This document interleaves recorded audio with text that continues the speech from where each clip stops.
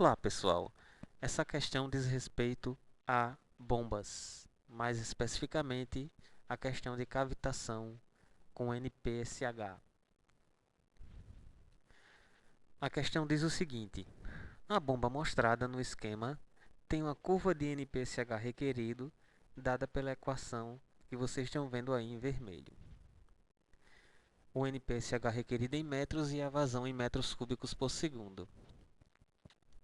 A instalação está na cota de 777 metros, tá? É a altitude. E a temperatura da água 20 graus Celsius. Determinar a máxima vazão a ser recalcada, de modo que a folga entre o NPSH disponível e o NPSH requerido seja 3 metros.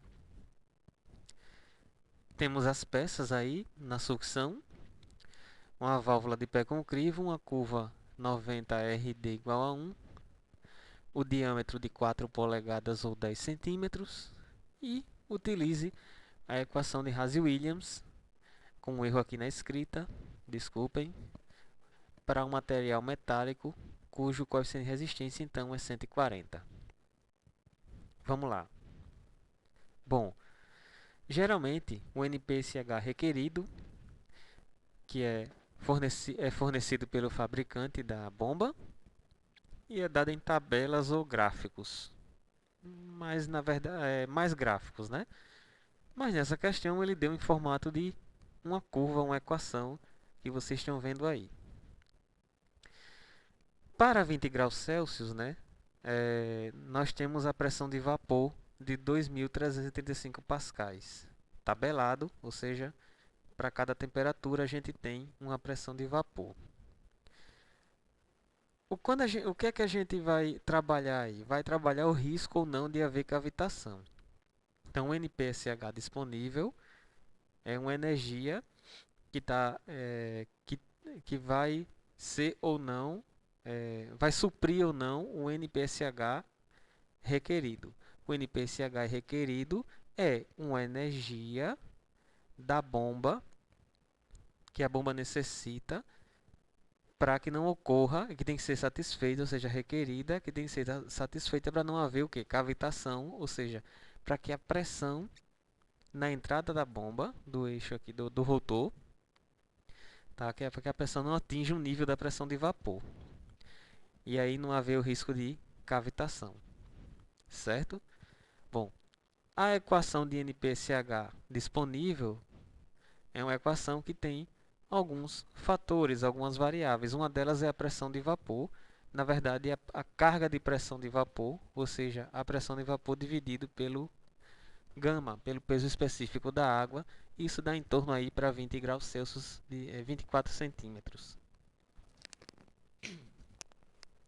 O diâmetro, como já foi falado, é 10 centímetros e a altitude é 777. O HS, que é a altura de sucção, tá aí, é 1,5 m. Essa altura também entra para a determinação do NPSH disponível, que é a energia que vai ou não suprir o NPSH requerido. E o NPSH disponível também é função de quê? Das características da tubulação, do local, da altitude e da pressão atmosférica local, etc. Bom, a pressão atmosférica local pode ser dada por esta fórmula, tá? Que está presente em alguns livros de hidráulica, por exemplo, do professor Rodrigo de Melo Porto, hidráulica básica. E é uma fórmula que, em função da altitude, você tem a pressão atmosférica. No caso aqui, a carga de pressão 9,48 MCA. Bom, onde é que a gente vai utilizar isso? A gente vai utilizar isso na fórmula de NPSHD. Então, esse NPSHD é uma energia que vai ter que suprir o NPSHR requerido. Tá? O conjunto elevatório requer um determinado valor em função da vazão e você tem que suprir isso. Mais ainda, a questão diz que, além de suprir, tem que ter uma folga. Não é simplesmente NPSHD ser igual a NPSHR. Tem que ter ainda uma folga de 3 metros. Na prática, geralmente se adota uma folga de 0,6 metros ou 60 centímetros. Mas essa questão especificamente está pedindo aí uma folga bem maior, que é de 3 metros. Bom, o NPCHR a gente já viu que é dado por aquela fórmula no enunciado que veio do fabricante. O NPCHD, então, é dado por essa fórmula aqui, ó.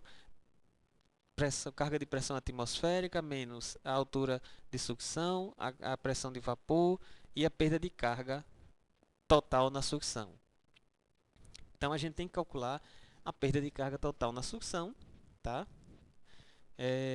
Que é dada então pelo comprimento, a soma de todos os comprimentos virtuais vezes a perda de carga unitária. Bom, os comprimentos virtuais são os comprimentos formados pelo comprimento real. Comprimento real então é 3, é isso que você está vendo, né? 3,2 mais 1. Essa parte vermelha faz parte do comprimento real. E o comprimento equivalente diz respeito às peças, que estão aqui com um círculo em azul transparente. Vocês estão vendo aqui, né? Tem esse joelho, tem aqui a válvula de pé com crivo. Então, a válvula de pé com crivo tem um comprimento equivalente de 39,75 metros, a curva de 90 de 1,75. Isso você encontra nos livros também, nas tabelas para cada peça. Então, o comprimento virtual é a soma do comprimento real mais o comprimento equivalente, tá?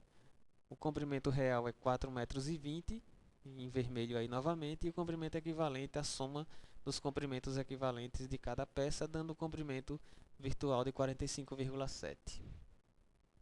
A perda de carga unitária, por sua vez, já especificando a equação de Hasse-Williams, é dada por um coeficiente beta, que representa o material, e para o caso de Hasse-Williams, tem essa formulação, ó, o C, o coeficiente de resistência de atrito na fórmula de Hasse-Williams, fornece um beta de 0,0014.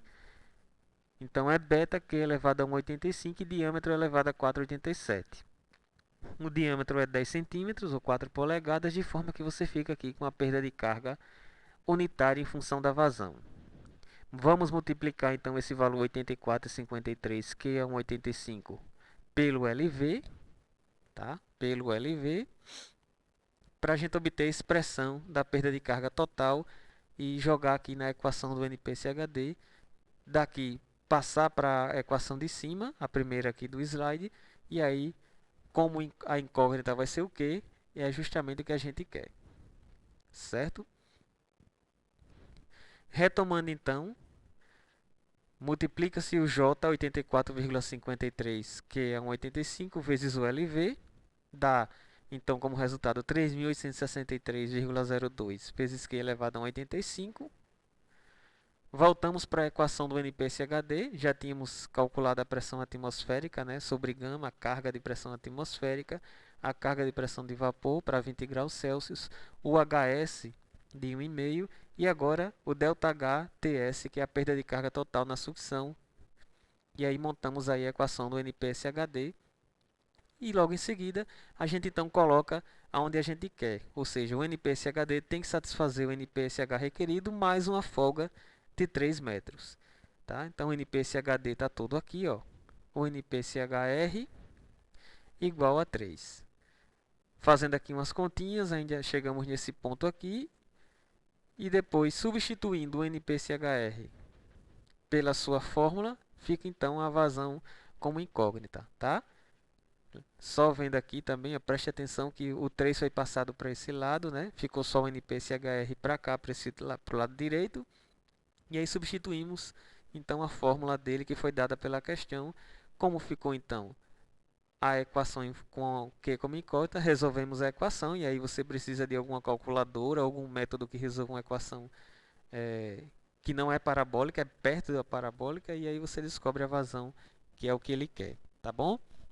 Valeu, obrigado.